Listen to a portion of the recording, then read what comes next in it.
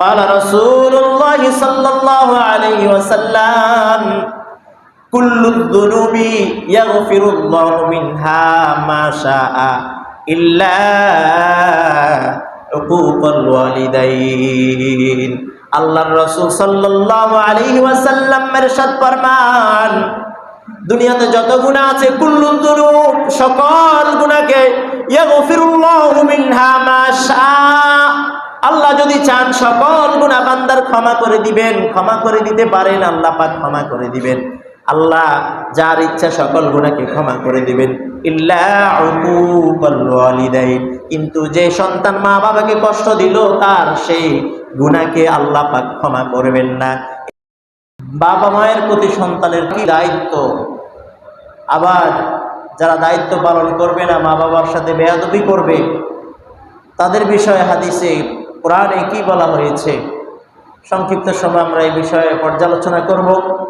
আল্লাহ পাক আমাকে সহি কথাগুলো ইখলাসের সাথে আমলের নিয়তে বলবার, আপনাদেরকে শ্রবণ করবার তৌফিক দান করুন, সবাই বলি আমিন।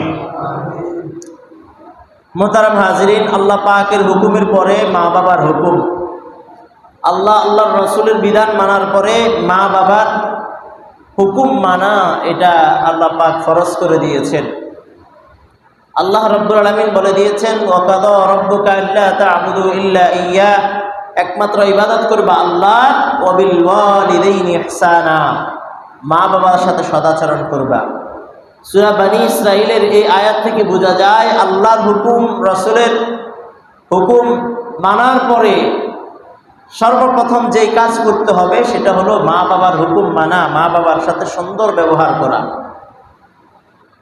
আমাদের অনেক সময় দেখা যায় মা বাবা কষ্ট পায়, মা বাবা নির্যাতিত, মা বাবাকে অবহেলা করা হয়, মা বাবার সাথে বেয়াদবি করা হয়, মা বাবাকে অসন্তুষ্ট করা হয়। মা বাবাকে অসন্তুষ্ট করা আল্লাহ পাককে অসন্তুষ্ট করার শামিল। এজন্য এই গুরুত্বপূর্ণ বিষয়টি আমরা আলোচনা করব। আল্লাহ পাক তৌফিক দান করুন, সবাই বলি আমিন। মা বাবার সাথে অসদাচরণ করা, দুর্ব্যবহার করাকে আল্লাহ পাক হারাম করে দিয়েছেন। সহিহ বুখারীর 5550 নম্বর হাদিসের বর্ণনা, আনিল মুগীরা রাদিয়াল্লাহু তাআলা আনহু আনিন নবী সাল্লাল্লাহু আলাইহি ওয়াসাল্লাম قال ইন্নাল্লাহা হাররামা আলাইকুম হুকুকাল উম্মাহাত। রাসূলুল্লাহ সাল্লাল্লাহু আলাইহি ওয়াসাল্লাম বলেন আল্লাহ পাক তোমাদের প্রতি হারাম করে দিয়েছেন হুকুকাল উম্মাহাত, মা বাবার সাথে অসদাচরণ, মা বাবার সাথে বেয়াদবি, মা বাবাকে কষ্ট দেওয়া, মা বাবার সাথে দুর্ব্যবহার করাকে আল্লাহ পাক তোমাদের জন্য হারাম করে দিয়েছেন।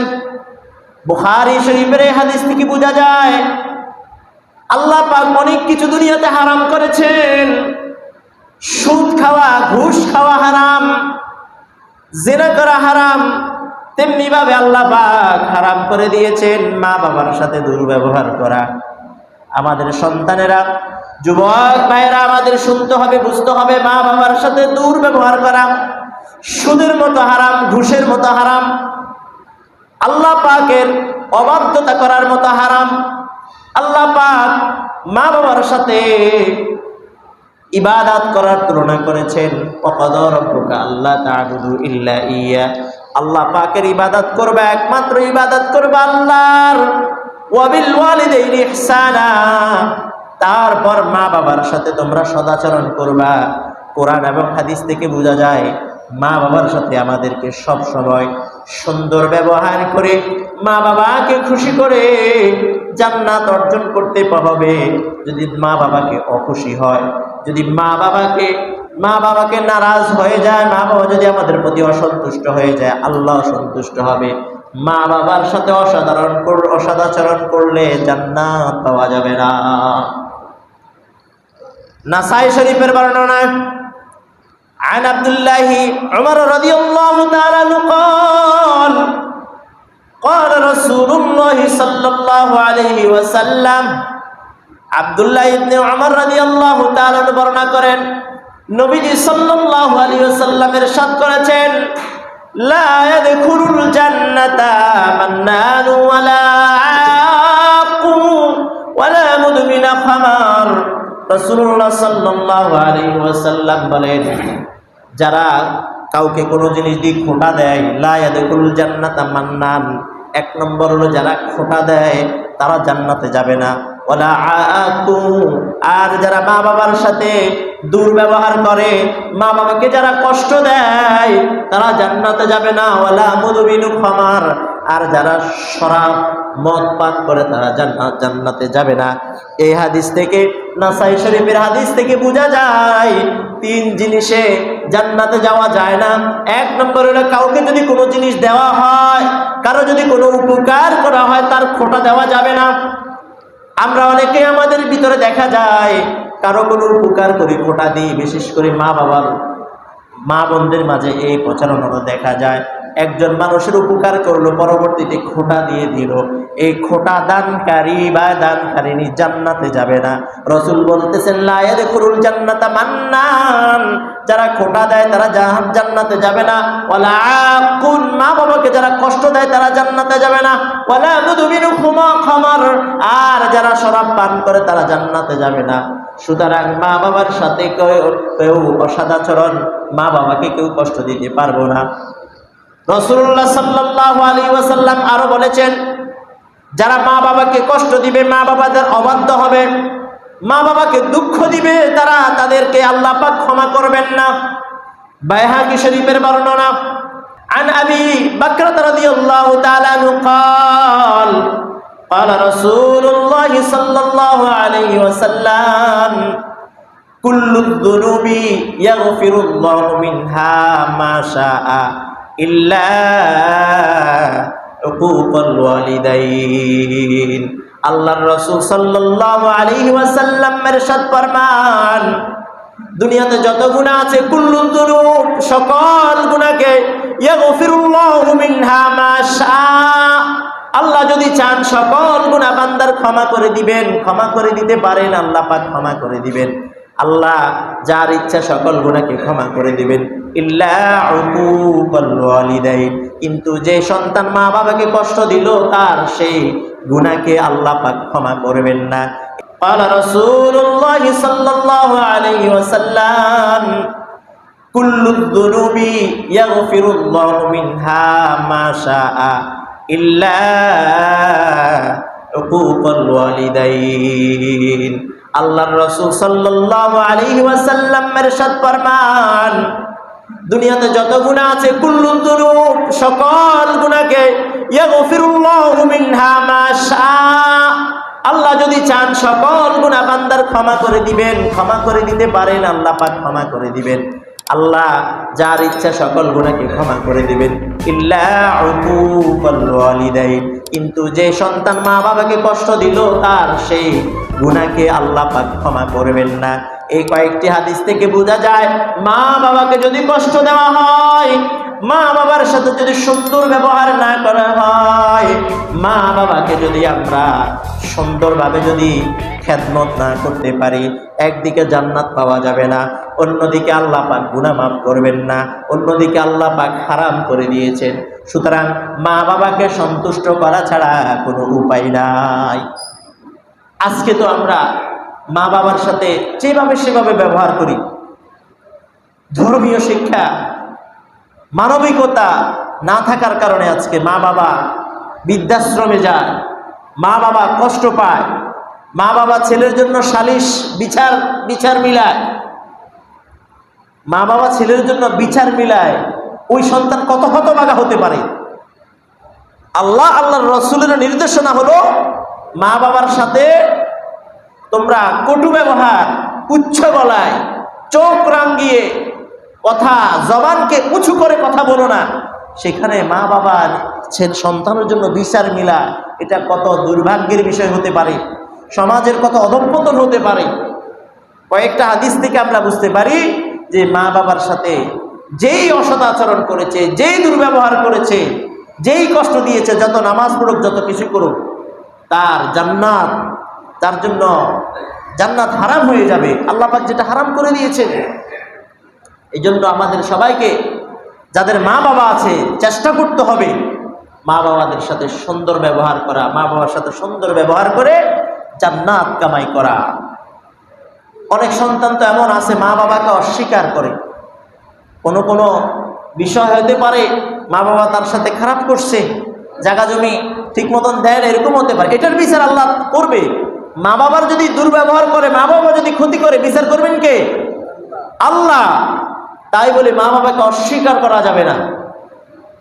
সহিহ বুখারীর 6311 নম্বর হাদিসের বর্ণনা, عن أبي هريرة رضي الله تعالى عنه عن النبي صلى الله عليه وسلم قال, হযরত আবু হুরায়রা রাদিয়াল্লাহু তাআলা আনহু থেকে বর্ণিত, রাসূলুল্লাহ সাল্লাল্লাহু আলাইহি ওয়াসাল্লাম বলেন, লা তারগাবু আন আবাইকুম, তোমরা তোমাদের বাবা থেকে মুখ ফিরিয়ে নিও না, তোমরা তোমাদের বাবা থেকে মুখ ফিরিয়ে নিও না, বাবাকে অস্বীকার করো না।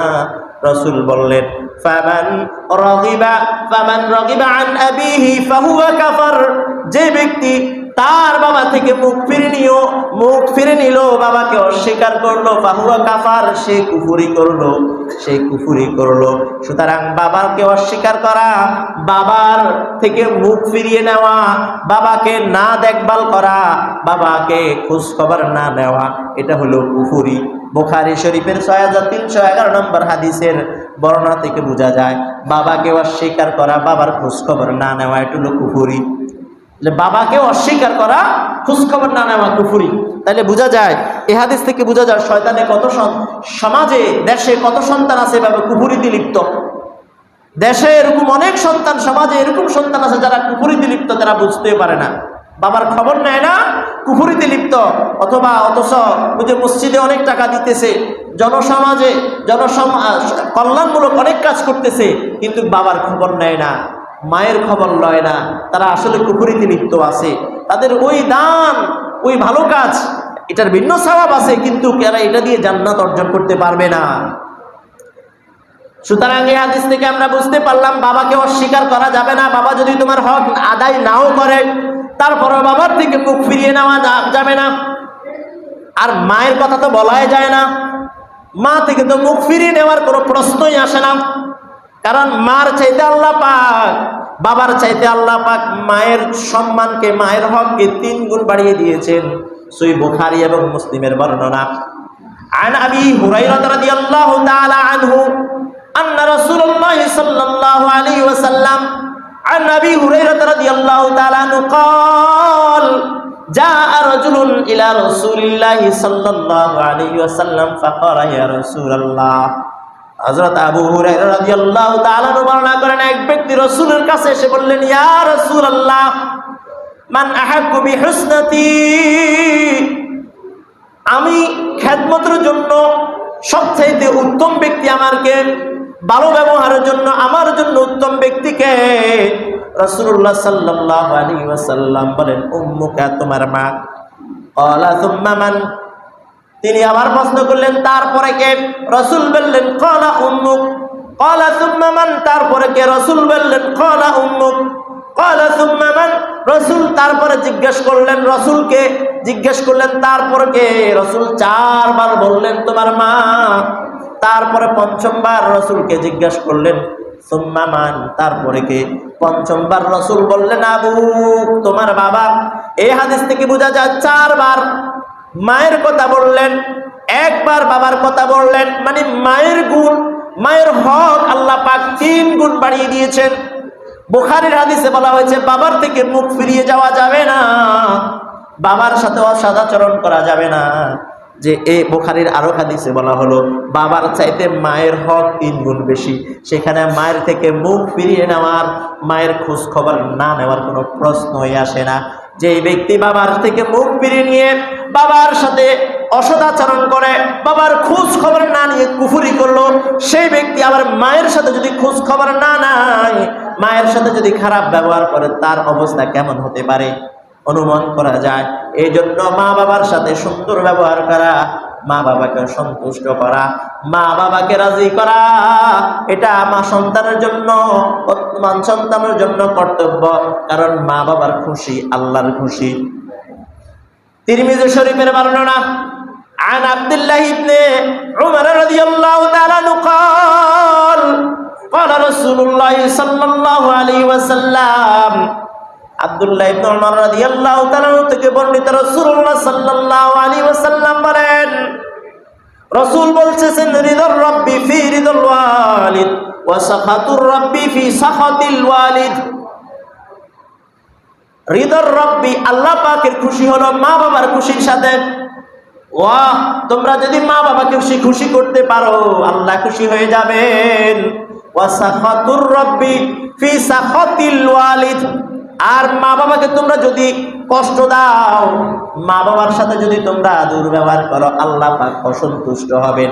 সুতরাং এই হাদিস থেকে বোঝা যায়, তিরমিজির হাদিস থেকে বোঝা যায়, আমি যদি আল্লাহকে খুশি করতে হয় জমিনে মা বাবাকে খুশি করতে হবে। আমি আমার যদি মা বাবাকে রাজি, মা বাবাকে যদি অসন্তুষ্ট করি, কষ্ট দিয়ে আমার আল্লাহ কষ্ট পাবেন।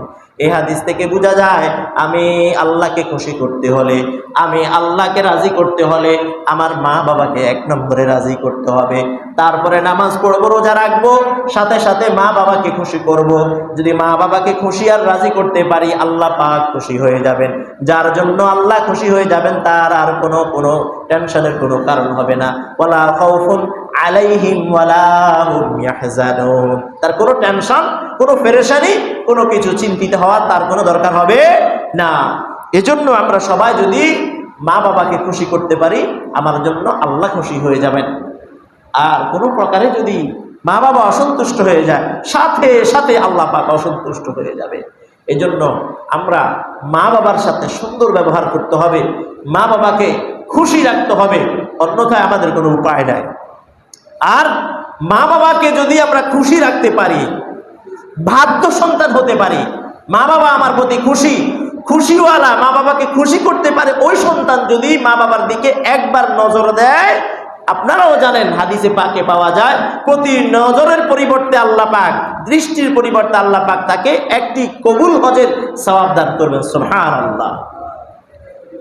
বাইহাকী শরীফের বর্ণনা, عن ابن عباس رضي الله تعالى عنه عن النبي صلى الله عليه وسلم قال, আব্বাস রাদিয়াল্লাহু তাআলা থেকে বর্ণিত, ইবনে আব্বাস থেকে বর্ণিত, রাসূলুল্লাহ সাল্লাল্লাহু আলাইহি ওয়াসাল্লাম ইরশাদ করেন, মা মিন ওয়ালাদিন বারি ইয়ানজুরু ইলা ওয়ালিদাইহি নাযরাতা রাহমা।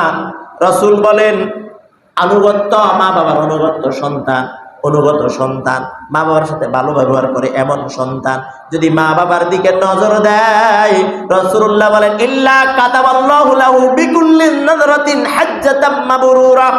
আল্লাহ পাক প্রত্যেকটা নজরের বিনিময়ে ওই সন্তানকে হাজ্জাতাম মাবরুরা, কবুল হজের সওয়াব দান করবেন। সুবহানাল্লাহ। কবুল হজ, মানুষে লক্ষ লক্ষ টাকা খরচ করে হজ করতে যায়, ওই হজ কবুল হয় কিনা কেউ জানে না।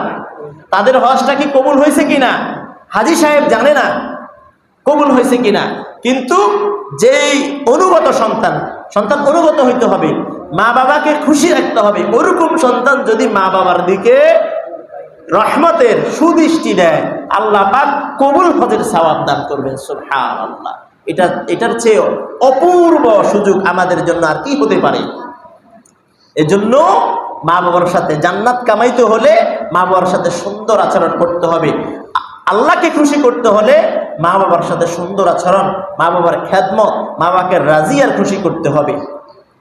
আর যাদের মা বাবা নেই তাদের জন্য করণীয় হলো কয়েকটি করণীয় আছে। এখন আমার নাই, এখন আমি বুঝছি আরে মা বাবাকে খুশি করতে পারি নাই, আমার এখন কি করণীয়? তাদের জন্য করণীয় আছে। রাসূলুল্লাহ সাল্লাল্লাহু আলাইহি ওয়াসাল্লাম বলেছেন তাদের জন্য কয়েকটি করণীয় হাদিসে পাকে পাওয়া যায়। ক্বালা রাসূলুল্লাহ সাল্লাল্লাহু আলাইহি ওয়াসাল্লাম, মান যারা কবরা আবওয়াইহি আও আহাদিহিমা ফি কুল্লি জুমআতিন গুফিরা লাহু ওয়া বাররা। রাসূলুল্লাহ সাল্লাল্লাহু আলাইহি ওয়াসাল্লাম বলেন, যেই ব্যক্তি, যেই সন্তান তার মা বাবার কবরকে প্রতি শুক্রবার, ফি কুল্লি জুমআ, প্রতি শুক্রবার জিয়ারত করে, সন্তান যদি তার মা বাবার কবর প্রতি শুক্রবার জিয়ারত করে, রাসূলুল্লাহ সাল্লাল্লাহু আলাইহি ওয়াসাল্লাম বলেন গুফিরা লাহু, আল্লাহ পাক তাকে ক্ষমা করে দিবেন। সুবহানাল্লাহ। তাহলে যাদের মা বাবা নাই তাদের জন্য করণীয় হলো মা বাবার জন্য দোয়া করা, ইসালে সওয়াব করা, সদকা করা, দান করা, মা বাবার জন্য নামাজ পড়ে দোয়া করা, আর কবর জিয়ারত করা। কি করা? কবর জিয়ারত করা। মা বাবার কবরের সামনে দাঁড়িয়ে দুহাত তুলে দোয়া করা, সূরা পড়া, ফাতিহা, ইখলাস এগুলা পড়া। তারপরে আরো একটা কাজ আরো হাদিসে পাওয়া যায়, আরো কিছু কাজ আছে সংক্ষেপে বলি। সে হাদিসে পাওয়া যায় মা বাবার আত্মীয় স্বজন যারা আছে তাদের সাথে সুব্যবহার করা। মা বাবার আপনি খুশি করতে পারেন না, কবরে চলে গেছে, এখন কি করবেন? কবর জিয়ারত করবেন, দোয়া করবেন, দান সদকা করবেন, নামাজ পড়ি মা বাবার জন্য কান্নাকাটি করবেন।